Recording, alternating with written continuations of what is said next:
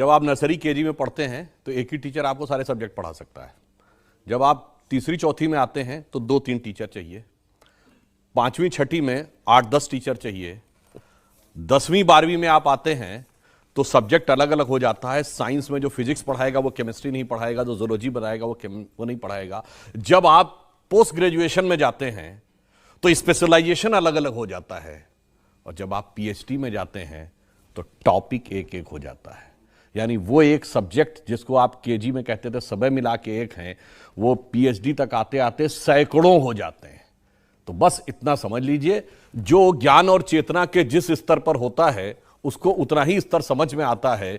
हिंदू और भारतीय संस्कृति चेतना के उस स्तर पे थी जो पीएचडी और पोस्ट डॉक्टरल का लेवल है। इसलिए एक एक सब्जेक्ट के, एक एक टॉपिक के, एक एक चीज के एक्सपर्ट हैं। तो देवता भी, अब आप ये बताइए, भगवान तो अनंत है ना, तो अनंत का स्वरूप एक ही रूप में होगा।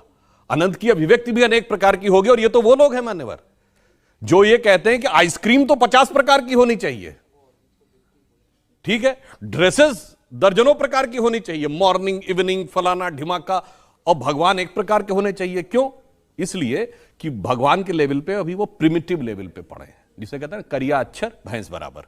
तो इस कारण से उनको लगता है, ये उसमें मैं उनको दोष नहीं देना चाहता, जिसका जितना स्तर है, जैसे हमारे यहां कहते हैं ना, आकाश से पानी समान रूप से बरसता है। बरसात का सीजन चल रहा है ना, एक गिलास रख दीजिए तो गिलास भर पानी आएगा, जग रख दीजिए जग भर पानी आएगा, बाल्टी रख दीजिए बाल्टी भर पानी आएगा, ड्रम रख दीजिए ड्रम भर पानी आएगा, सरोवर में सरोवर भर के आएगा, नदी में नदी भर के आएगा। तो जिसकी जैसी पात्रता, विद्या ददाति विनयम, विनयम ददाति पात्रताम। तो पात्रता के अनुसार लोग अपना अपना ज्ञान ग्रहण करते हैं।